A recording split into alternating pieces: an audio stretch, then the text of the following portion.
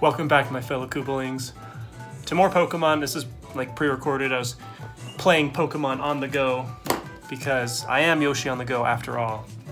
But we've got all these mystery tickets and all these mystery codes that are out on the internet, and I'm just wondering, like, how do I do that? Are any of them still good? And some of them were still good. IGN has a list of all of the codes ever, and they're actually super easy to input. But yeah, I just wanted to do a whole bunch of stuff that I hadn't done before, explore a little bit of the wild area, and then some other things. Also stock up on balls that I was out, like quick balls. Finally, we were able to get some more quick balls because those are probably the most useful outside of master balls. Quick balls are by far the most useful Pokeball ever. So gotta stock up on that. And we're in the main city, so I just wanted to check out the main city, and it's actually pretty big. For Pokemon, it's really, really big. Nothing to really write home about for any other RPG, but if we could get to a point where this is like the small city, and then get to like even bigger, medium-sized, and big cities, that would be really cool. So one day, that's one thing that about Pokemon, like it's big for a Pokemon game, but it's tiny for an RPG. It's just very, very small, comparatively speaking, for RPGs. Not too big of a deal, but got some pretty hedge mazes to figure out. Oh yeah, I needed to go up and around. Very tricky, because even though you could easily just, go around the tree or underneath it, it's Pokemon, and trees literally halt your progress. So even though there's no HMs and no cutting, yeah, it's still a massive, unmovable, unstoppable object that gets in your way. But I really like the city. I can't even remember what it's called. We'll see it pop up here maybe eventually. Music is pretty good too. And just look at that beautiful, beautiful stadium. So good. But yeah, this is just a really lovely place to explore in general. Checking out some of the TMs. Pretty expensive, even though I'm kind of rolling in dough a little bit. I need to use that whatever incense that doubles your money. I need to use that more often. Solar Blade. One thing I have noticed though, you see it's TM12 Solar Blade, but there's now, what is that, RMs? That are like one-time use back to the old TM system, which is interesting. Oh yeah, you can take this little elevator suction tube thing to the other side of the city, which is pretty good. It's pretty good. But yeah, let's just watch and bask in, like, as the camera pans out, like, look how gorgeous this looks. Now you can't really explore any of it, but it looks really good regardless. Just these huge winding corridors, or streetways, I guess. So we'll definitely need to go do more exploring, and I kind of feel bad because like every city now has like the barbers and the clothing shops and all these other stores, but I've got my look down, I've got the haircut, I've got the color, I've got the clothes, and I'm like, I'll probably be good for the next 40 to 60 hours, and I won't even, I usually forget, like for Sun and Moon, I totally forgot that hair color and haircuts and clothing was a thing, because once I found, what works for you, it just works for you. Oh, also trying my hand at some Mega Raids or whatever. Now this Barboach was actually pretty easy because he has a 4x weakness to grass typing, obviously. And he's only a level 3, so he's really easy to catch. But I tried doing this a couple times with some 5 stars, and guys, like, it's freaking impossible with 5 stars. So obviously it's sped up a little bit. Here's a 5-star Crawdont that I'm getting ready for. And I keep searching for people online, but like I can't find anyone. I search and search and search and search, and like, is no one online searching for these 5-star raids? It's really frustrating. I don't know. But you can just see here, I like this idea though. I like raid battles, the idea of just getting these Gigantamax Pokemon and having just this big epic battle. Like, it's a lot of fun. In theory, but doing it over and over again by yourself with 3 really stupid bots is actually a frustrating experience. And then for the next like 3 hours, I was just wandering around the wild area looking for Pokemon, and I caught a ton of Pokemon that I had not yet captured, which is always a plus, right? Yeah. Don't want to press my luck with that. Got a ton of new berries. The wild area opens up a ton once you can access the water locations with your bike. Do you want to bargain for just 100 watts? A pretty good deal. It's 100 watts, that's just clicking A on 2 of the dens, and then you get a pearl, which is like, what, 500 bucks, 100 bucks? I don't know. It's a good deal.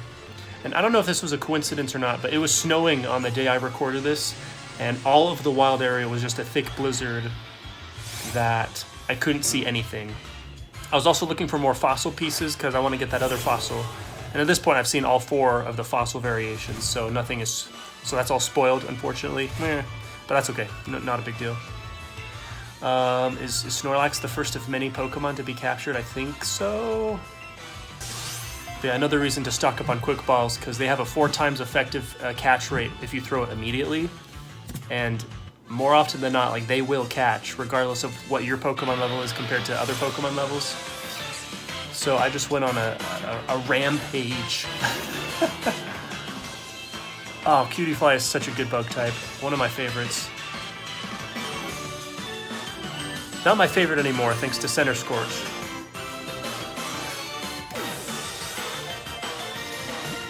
Oh yeah, here's a whole bunch. Got a Luxury Ball, got a Dark Ball, got a Quick Ball. Got Sigilyph, Dusknoir, and Cutiefly. And then, what else did I catch? 4 more Pokemon, Steelix, Sudowoodo, Golurk, Flygon, and then all of these guys too. So yeah, that's a lot.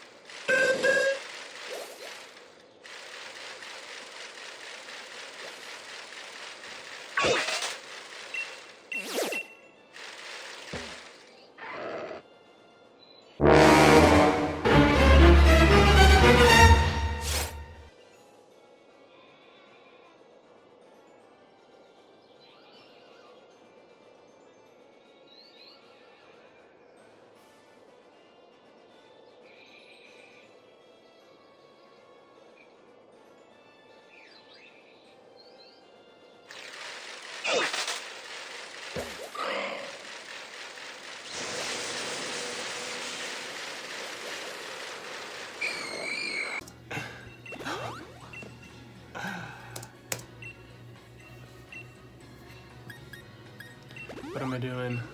Oh yeah, so I've got all these like, so it's interesting. So I didn't bother looking at feathers, but so they're actually like they just do status things. They don't actually have battle properties, so you can't use them in battle. But so I was just using those, and oh, that sounds so good. That sounds really good. And I actually just discovered, I think this was a glitch, possibly, but I just discovered that you can actually turn off all the music and just listen to the sound effects and the sound and just wandering around. It's so weird. One other thing that I wanted to try, though, that we hadn't done yet is cooking. Like, I didn't really, it's not very obvious how to go about doing that. And that got loud really quickly, okay. Yeah, it's not obvious at all how to do cooking stuff because it's hidden within the camping sub-menu. But yeah, I need to try cooking with motion. I'm glad it supports motion. That's a nice touch. But let's see what happens. We got all those berries in there. Got some good stuff, hopefully. Let's find out. I mean, I already know, but you don't yet. Got Appleton, Runerigus, and the other 2 Pokemon. Mushu and Birdo. They're all like, ooh, food? Alright. So pretty good. Not like fork it down. taste rating, spicy herb medley curry. So it worked out, and it literally serves no purpose other than to see your Pokemon's reaction. That's literally the only point of having cooking, because it doesn't serve any purpose at all. Like in Final Fantasy 15, you can eat certain foods to boost stats the next day, but that's like actually useful. There's a gameplay function, but this, like, there's no gameplay function. Oh, I finally caught a Grapplot. Freaking finally. My first go through on this, the icy route, whatever route that is, Route 7, I think. I was really frustrated. Like, I was hardcore frustrated to the max. But finally, we got it. Got a Barbacle right here.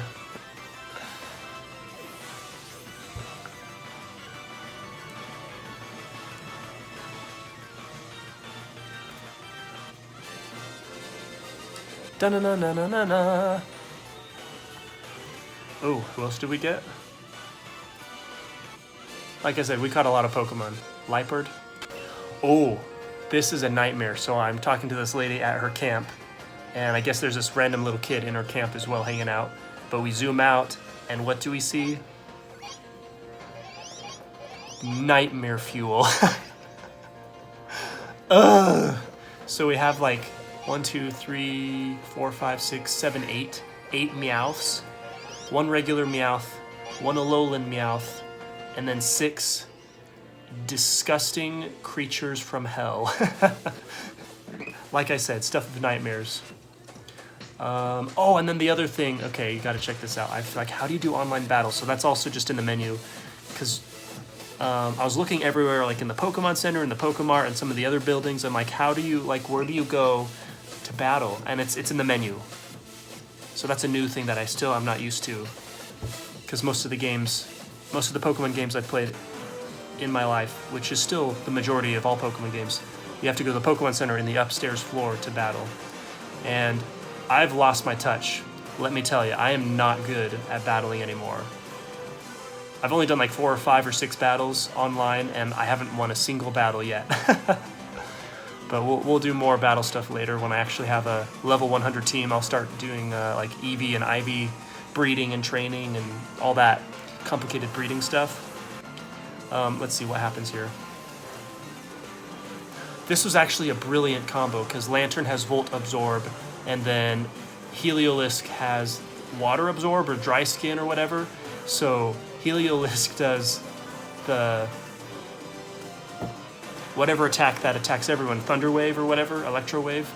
So then it attacks, or it hurts me, but then it heals his Lantern, and then Lantern does Surf, and it hurts me, or it hurts both of mine, but then it heals Heliolisk. Brilliant strategy. Brilliant strategy. I had a similar thing with, in Gen 5, I had my Swampert and, what's the electric eel? Electros. So Electros would use the same move, but of course Swampert is ground type, so it doesn't do anything to him. And then Swampert would use Earthquake, very high power move, attacks everyone, but of course Electros has Levitate, so it doesn't affect him. And that was a pretty good combo. But yeah, doing some mega. This is a different battle entirely, and of course I lost that one too. But yeah, I don't know what happened because these guys are. Oh, and he had like a freaking Rotom. Like, how did he? Where do you get a Rotom? How do you get a Rotom? Anyways, real Pokemon battles got super hard, and that makes me depressed. But that's okay. Until next time, we'll see you later. Thanks for watching.